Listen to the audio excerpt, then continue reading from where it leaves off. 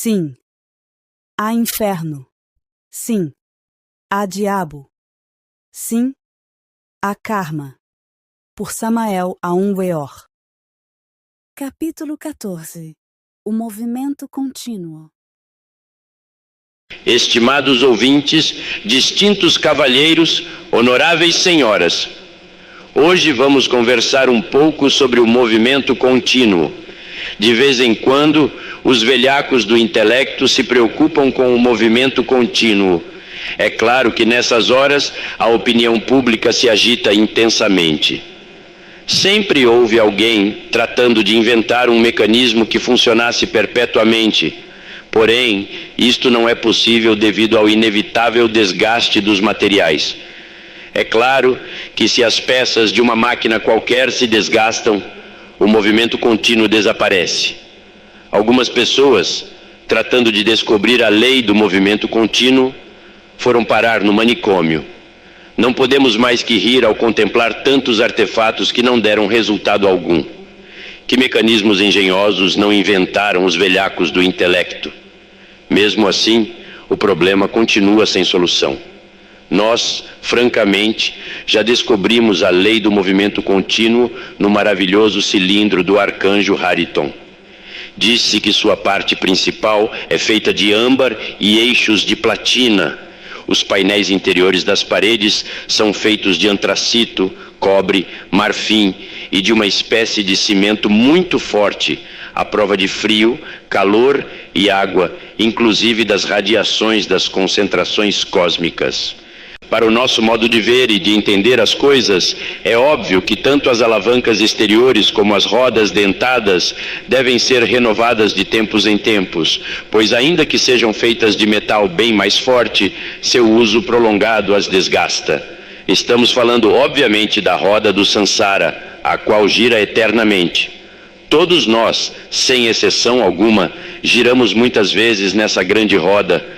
Se o movimento contínuo não se interrompeu, deve-se exclusivamente à infinita quantidade de elementos residuais, os egos.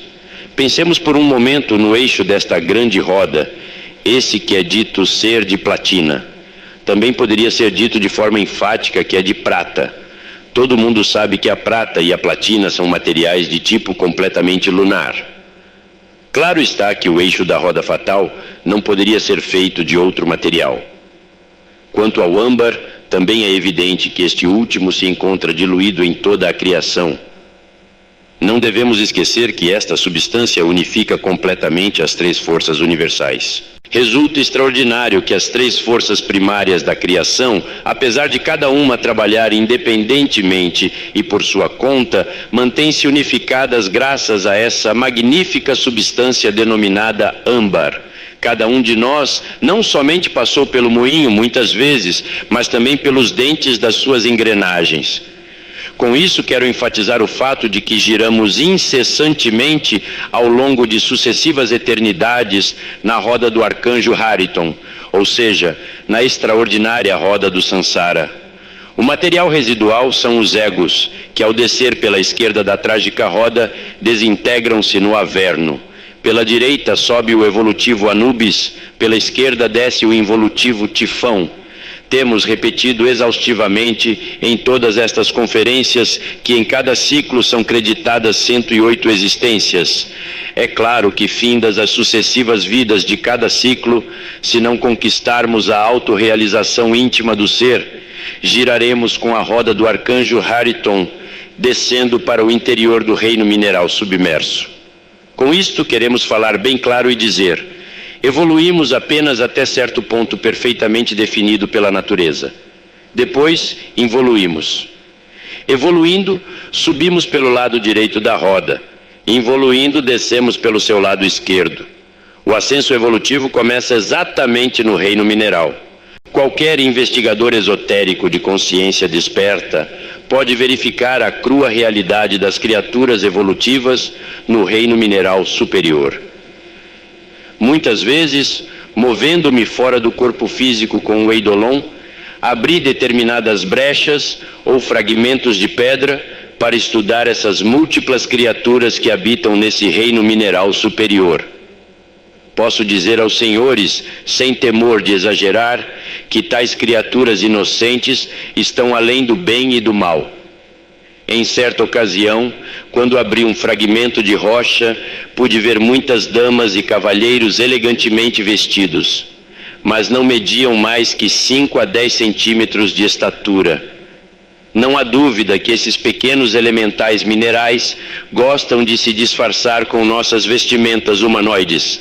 Viajando de automóvel por distintos caminhos do México, com assombro místico, vi certos elementais superiores das rochas, os quais sempre me avisavam sobre perigos ou me aconselhavam precaução nas rodovias. Este tipo de elementais minerais é bem mais avançado que o primeiro. Assume figuras muito semelhantes às do humanoide intelectual, ainda que usem vestimenta da cor das rochas em que vivem. Um terceiro tipo de elementais minerais mais avançados é aquele que se conhece com o nome de gnomos ou pigmeus. Esta classe de criaturas se parecem verdadeiros anões de longa barba branca e cabelo branco. Não há dúvida que esta última classe conhece a fundo a alquimia dos metais e coopera na obra da natureza. Obviamente se trata de criaturas mais avançadas, e sobre estas falam claramente muitos textos de ocultismo. Basta nos recordar por um momento Os Elementais, de Franz Hartmann, o qual menciona estas criaturas. Não há dúvida que os elementais minerais avançados ingressam no reino vegetal. Cada planta é o corpo físico de um elemental vegetal. Cada árvore, cada erva, por insignificante que seja, possui seu elemental particular. Não quero com isto dizer que os elementais das plantas, árvores, flores, etc., estão metidos permanentemente dentro de seu corpo imóvel. Isto seria absurdo e por demais injusto. Os elementais vegetais têm plena liberdade para entrar e sair de seus corpos à vontade. Assombramo-nos quando os encontramos na quarta coordenada, na quarta vertical. Normalmente, as criaturas elementais do reino vegetal se encontram classificadas em forma de famílias. Uma é a família das laranjeiras, outra a da hortelã-pimenta, outra a dos pinheiros, etc. Cada família tem seu templo próprio no Éden, na quarta dimensão. Muitas vezes, vestido com o eidolon, entrei nestes templos paradisíacos. Para citar algo sobre eles, vou descrever alguma coisa sobre o santuário das laranjeiras. Encontrei, dentro do sancta de dita família vegetal, muitas crianças inocentes. Estavam ocupadas e atentas com os ensinamentos que seu Gurudeva lhes passava. Aquele instrutor, vestido com um traje como de noiva, parecia uma beldade feminina delicadamente espiritual. Similares visitas fiz a outros templos vegetais, situados na terra prometida, nessa terra onde os rios de água pura de vida manam leite e mel.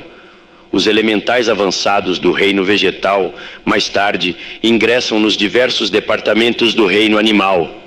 Estas criaturas, distribuídas em múltiplas espécies, também têm seus guias e seus templos, situados no paraíso terreno, quero dizer, na quarta coordenada, chamada pelos ocultistas de mundo etérico. Em certa ocasião, achando-me em meditação, pude verificar claramente o sentido inteligente da linguagem das aves. Recordo claramente certa ave que, pousada sobre a copa de uma árvore, discutia com a outra. A primeira estava muito tranquila, quando de repente foi interrompida pela chegada da segunda. Esta pousou ameaçadora sobre a copa da árvore, fazendo muitas recriminações à primeira. Eu estava alerta, escutando em meditação o que acontecia. Recordo claramente os impropérios da ave ameaçadora. Tu me feriste a pata há alguns dias, tenho que te castigar por essa falta.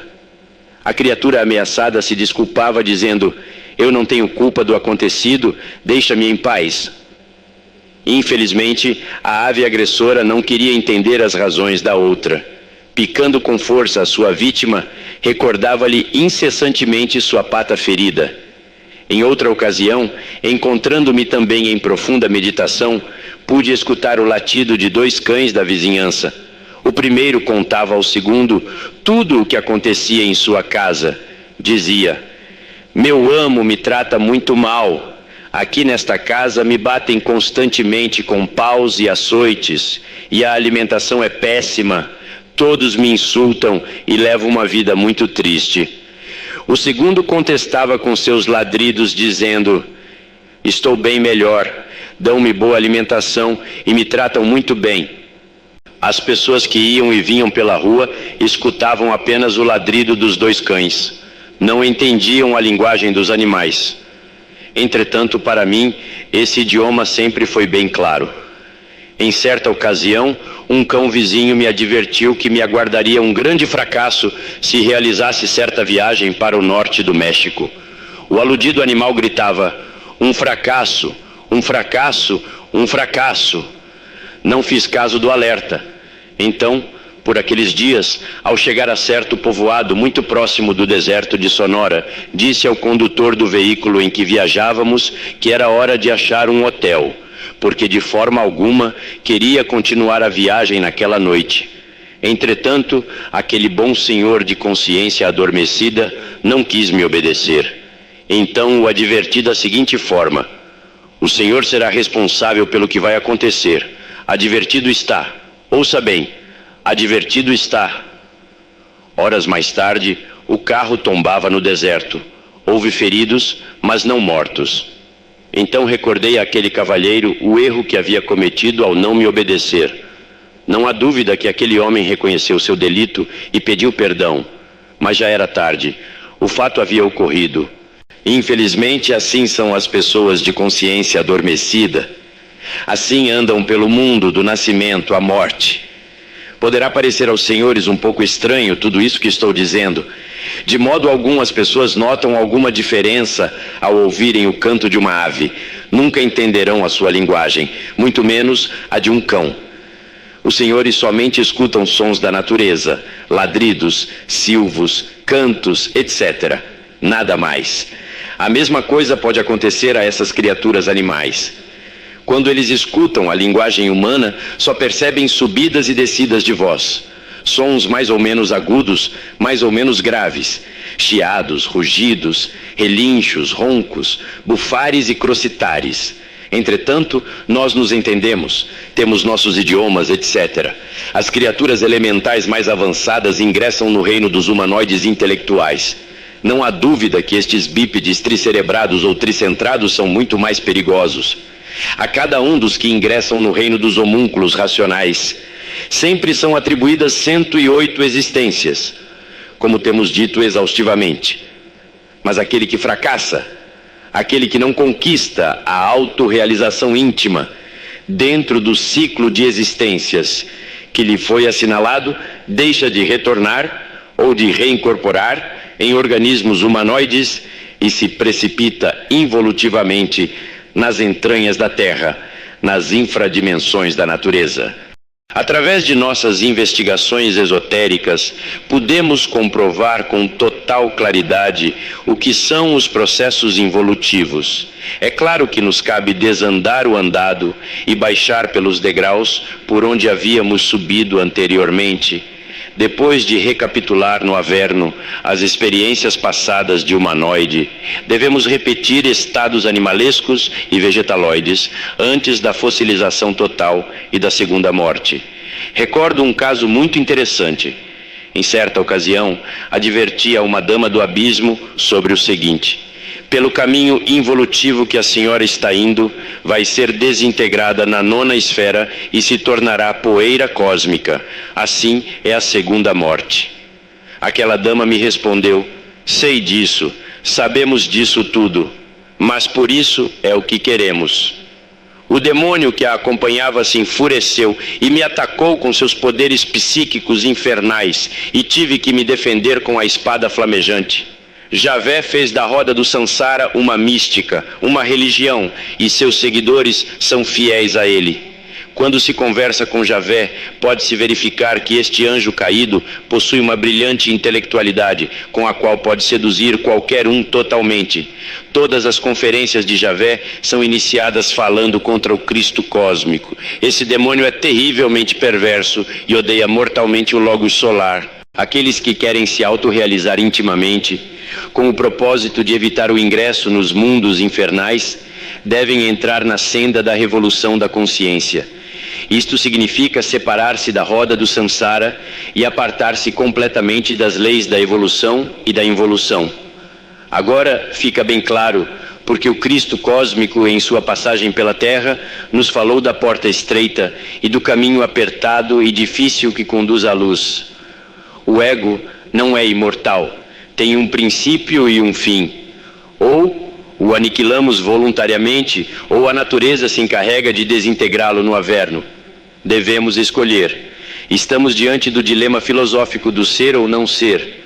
Os que não querem nos escutar agora terão que sofrer mais tarde as consequências. Bem interessantes são os processos voluntários da dissolução do ego, aqui e agora. A princípio, devemos eliminar as debilidades humanoides, depois continuar dissolvendo ou desintegrando todos esses agregados animais ou bestiais que levamos dentro. Mais tarde, é indispensável trabalhar com o machado de duplo fio dos antigos mistérios, para quebrar e reduzir a pó as recordações vegetaloides de todas as luxúrias e morbosidades do passado. Por último, devemos trabalhar com as ferramentas do lavrador para quebrar os estados fósseis ou mineraloides dos distintos ontens que dormem no fundo profundo do subconsciente. Com isto estou dizendo o que a natureza irá fazer conosco no abismo. Mas nós podemos fazer a mesma coisa aqui e agora, se verdadeiramente queremos evitar as amarguras infernais. Querido mestre, quando nos autorrealizamos intimamente e nos separamos da roda do samsara, isso significa que deixamos de estar dentro do movimento contínuo? Escuto uma pergunta do auditório e me apresso a respondê-la com o maior agrado. Distinto cavalheiro, é urgente que o senhor compreenda o que é o movimento contínuo da roda do samsara em todos e em cada um de seus aspectos. Sem dúvida, o movimento contínuo não somente existe no cilindro do arcanjo Hariton, senão também em qualquer cilindro cósmico. Lembre-se que existem os dias e as noites cósmicas. Tudo flui e reflui, vai e vem, sobe e desce, cresce e decresce. Em tudo há um ritmo. O espaço abstrato absoluto é vibração elétrica, portanto, movimento contínuo. Francamente, não consigo admitir a imobilidade absoluta. O que sucede é que existem múltiplas e infinitas formas de movimento contínuo. Venerável mestre, o senhor nos fala de 3 tipos de elementais. Quero lhe perguntar se estes existem na roda do samsara, tanto na involução quanto na evolução, ou são exclusivos da evolução? Distinto fráter. Observe o senhor detalhadamente todos os fenômenos da natureza e terá a resposta. Muitos pensam que os macacos, símios, monos, orangotangos, gorilas, etc., são de tipo evolutivo. Alguns até supõem que o homem veio do macaco. Mas esse conceito cai estrepitosamente por terra quando observamos os costumes dessas espécies animalescas. Levem um símio para dentro de um laboratório e observem o que acontece. É inquestionável que as diversas famílias de símios são involuções que descendem do humanoide intelectual. O humanoide não vem do macaco. A verdade disto é o inverso. Os símios são humanoides involutivos, degenerados. Passemos agora a observar a família dos porcos. No tempo de Moisés, os israelitas que chegassem a comer a carne desse animal eram decapitados. É claro que este tipo de elementais se encontra em franco processo involutivo. Estados análogos de involução podemos descobri-los nas plantas e nos minerais.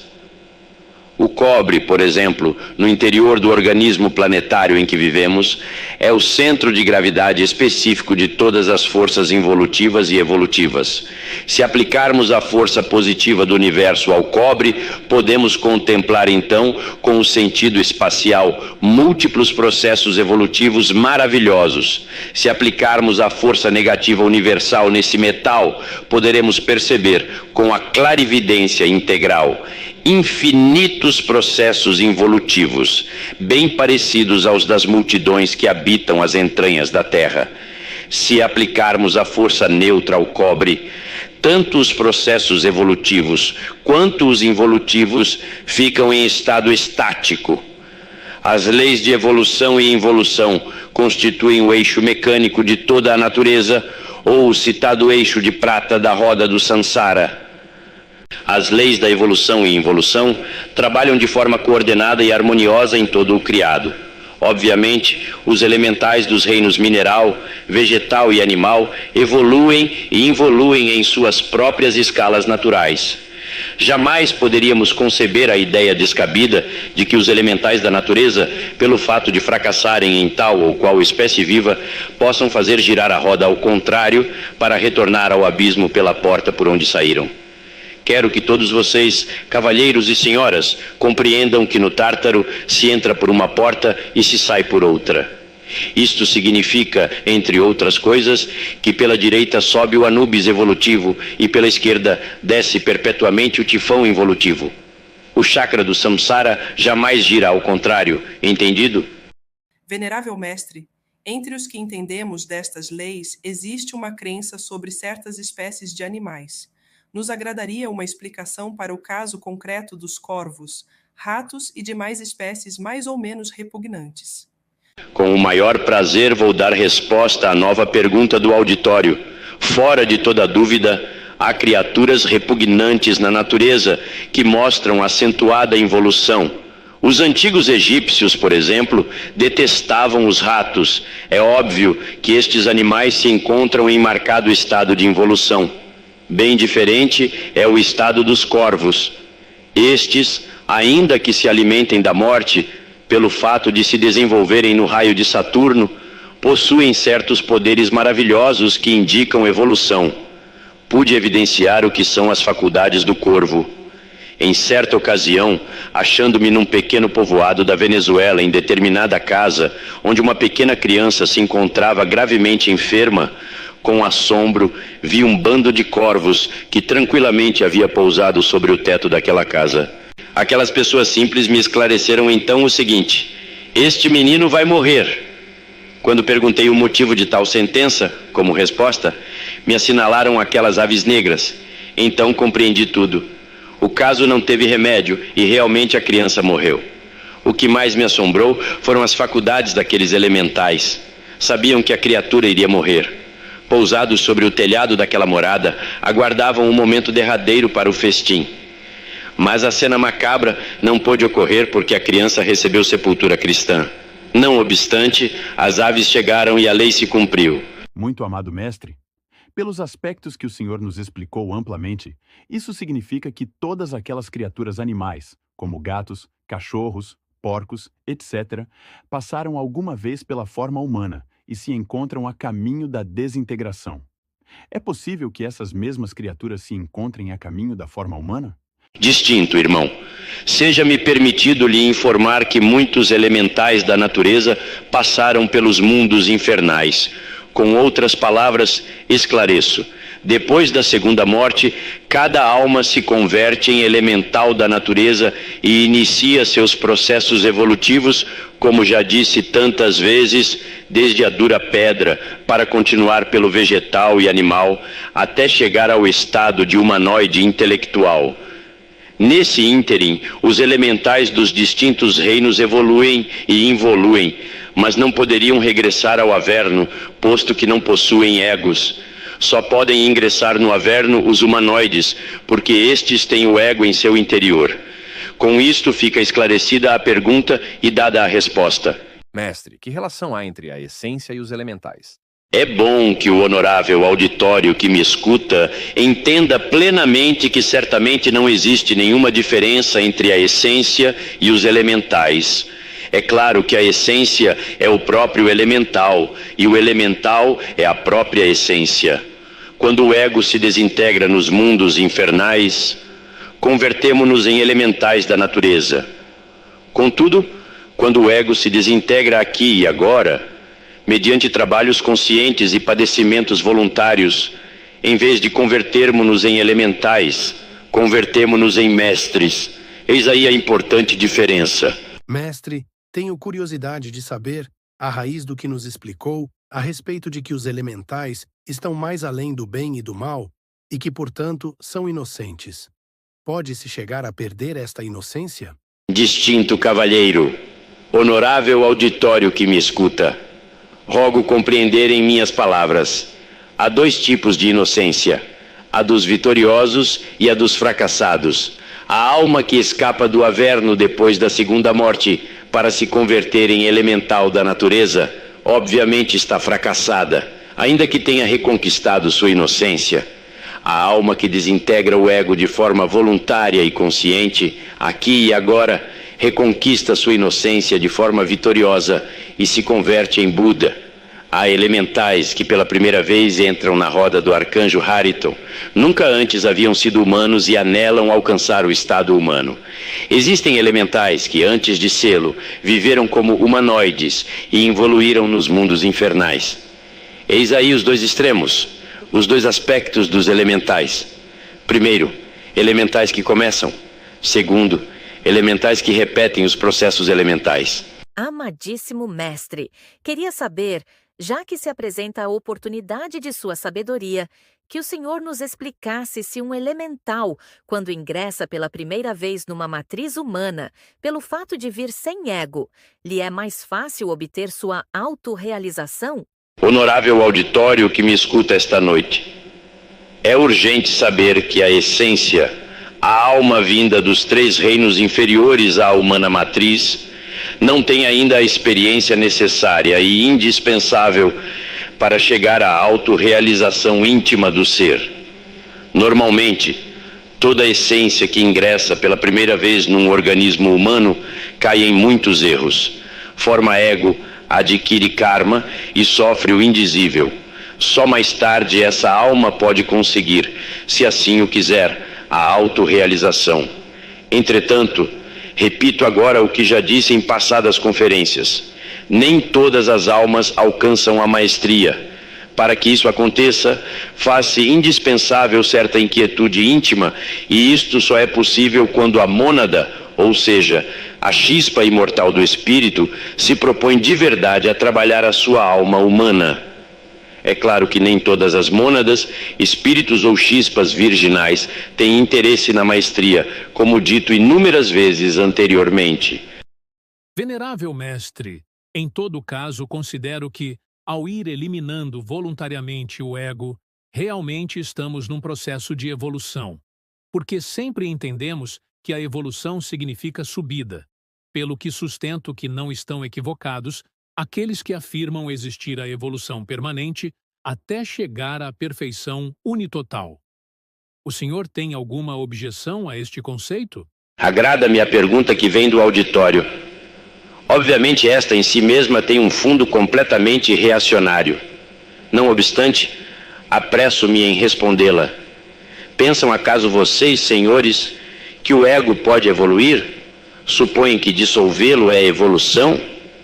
Qualquer clarividente educado poderá verificar os processos involutivos do eu, do mim mesmo, do si mesmo. É assombroso verificar como se precipita o ego pelo caminho involutivo, descendo pelas escalas animal, vegetal e mineral, quando percorremos a senda da revolução da consciência. Ou é que pensais, amigos, que com a dissolução do ego, a essência reinicia um novo aspecto evolutivo, aderida à roda do samsara? Ou é que vós credes que o ser, o espírito, há de viver perpetuamente engarrafado nos processos evolutivos da natureza e do cosmo?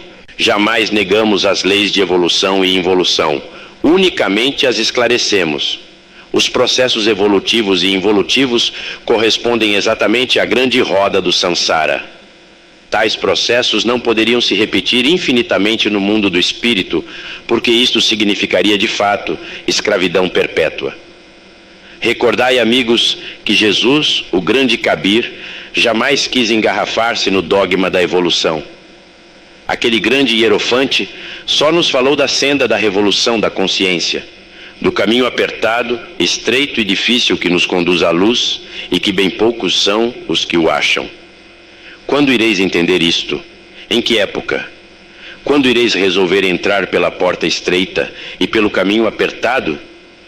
Ou é que acaso quereis corrigir a doutrina de Jesus, o Cristo, Aqueles que dissolvem o ego alcançam a transformação radical, isto é, revolução total. Mestre, parece-me um conceito de total injustiça e contrário ao amor com o qual se identifica o grande arquiteto do universo, o que admite que, depois de haver alcançado o estado humano e desenvolvido o intelecto, nas alturas que atualmente nos encontramos, em que maravilham os progressos e as proezas dos homens de ciência modernos, tenhamos que regressar ao estado de cavalos, cachorros e porcos. Como pode, mesmo que superficialmente, aparecer tal conceito na mente do homem racional e inteligente? Francamente, creio que isto insulta a eminente dignidade do homem feito à imagem e semelhança de Deus. Vejo aqui no auditório um cavalheiro que intenta corrigir o autor da doutrina da transmigração das almas, o grande avatar Krishna, o qual viveu cerca de 1000 anos antes de Cristo. Jamais disse o grande avatar hindu que o chakra do samsara girasse ao revés, que a roda do arcanjo Ariton se processasse ao inverso, detendo sua marcha para girar em sentido contrário. Senhoras e senhores, a roda do arcano 10 do tarô sempre segue seu curso, jamais retorna. Qualquer automóvel pode retroceder, mas a roda do samsara nunca retrocede. Repetição de ciclos, de acordo com a lei de recorrência, é diferente. E isto o vemos comprovado nos dias e noites de Brahman, com sua incessante repetição, nas estações que cada ano se repetem, nos diversos yugas cosmológicos que nunca deixam de se repetir, etc. Nada disso é retrocesso, meus amigos. Tudo isto se move de acordo com a roda. Tudo isto forma parte do movimento contínuo. Entretanto, é necessário entender que a lei de recorrência se repete em espiral, mais elevada ou mais baixa. A espiral é a curva da vida. Quando esgotamos os diversos processos humanoides, obviamente devemos subir ou baixar. Alguns sobem, outros caem na involução submersa. Sobem aqueles que dissolveram o ego, descem aqueles que não dissolveram o eu. Os vitoriosos convertem-se em Budas, em mestres. Os fracassados, depois da segunda morte, anunciada por nosso Senhor, o Cristo, e por João, no Apocalipse, transformam-se em elementais da natureza. Não existem retrocessos, mas sim a continuidade de ciclos ou períodos de manifestação cósmica. Já dissemos em passadas conferências que todos esses ciclos ou períodos estão contados, e nisso não há retrocesso. A roda avança, jamais retorna. Começa-se pelo ciclo número 1 e termina-se com o 3000. A contagem dos ciclos ou períodos de manifestação nunca marcham ao revés. Portanto, a matemática demonstra claramente que a doutrina da transmigração das almas é exata. Grave seria, senhoras e senhores, se o ego não tivesse um limite e continuasse crescendo e se desenvolvendo eternamente. Pensem os senhores no que isso significaria. Jamais o mal do mundo teria um limite, estender-se-ia vitorioso pelos espaços infinitos e dominaria todos os 7 cosmos. Neste caso, sim, haveria injustiça. Distintos senhores e senhoras, felizmente o grande arquiteto do universo, citado pelo cavalheiro que fez a pergunta, pôs um dique para o mal.